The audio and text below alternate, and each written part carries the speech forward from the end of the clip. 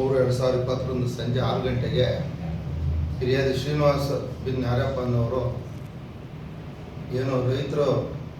Tractor ಇಂಜನ್ಗಳನ್ನು ಲೀಸ್ಗೆ ತೆಗೆದುಕೊಂಡು ಮಾರಾಟ ಮಾಡಿ ಮೋಸ ಮಾಡುವ ಅಂತಾರಾಜ್ಯ ಆರೋಪಿಗಳ ಬಗ್ಗೆ ದೂರು ನೀಡಿದ ಮೇರೆಗೆ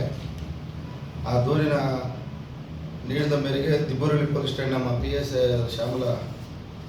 ಅವರು ಮತ್ತು ಸಿಬ್ಬಂದಿಗಳು ಸೇರಿಕೊಂಡು ಮಾನ್ಯ SP ಸಾಹೇಬರ ಆದೇಶದ ಮೇರೆಗೆ DSP ಸಾಹೇಬರು ಮತ್ತು ಅಡಿಷನಲ್ SP ಸಾಹೇಬರ ಆದೇಶದ ಮೇರೆಗೆ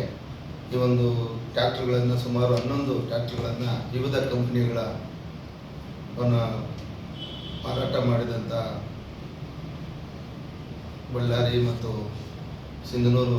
ಮತ್ತು ಆಂಧ್ರ ಕಡೆ ಕೊಟ್ಟಂಥಗಳನ್ನು ಅಮಾನತುಪಡಿಸ್ಕೊಂಡ್ಬಂದು ಠಾಣೆಯಲ್ಲಿ ಇಟ್ಟಿದ್ದಾರೆ. ಅದು ಇವತ್ತೇನಲ್ಲ ಒಂದು ಸ್ವರಾಜ ಕಂಪ್ನಿ 5 ಸ್ವರಾಜ್ ಕಂಪ್ನಿ ಮಾಡಲು ಟ್ರ್ಯಾಕ್ಟರ್ಗಳು 2, ಹಾಗೆ ಜಾನ್ ಡೀರ್ ಕಂಪ್ನಿಯ 3, ಐಷರ್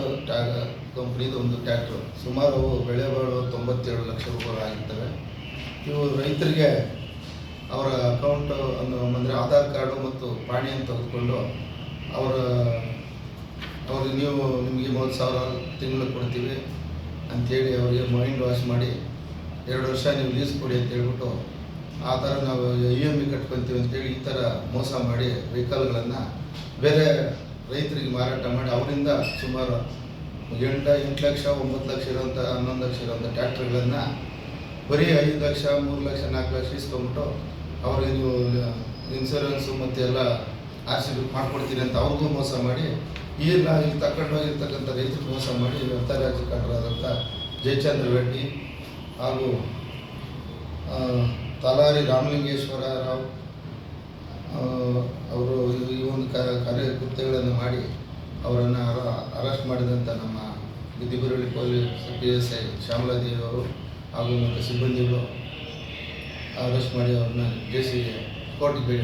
ಹಾಜರುಪಡಿಸಿದ್ದಾರೆ. ಈ ಒಂದು ಸಾರಥ್ಯದಲ್ಲೆಲ್ಲ ಮಾನ್ಯ SP ಸಾಹೇಬರ ಸಮ್ಮುಖದಲ್ಲಿ ಕಾರ್ಯಕ್ರಮ ನಡೆದಿದೆ. ಸರಿ.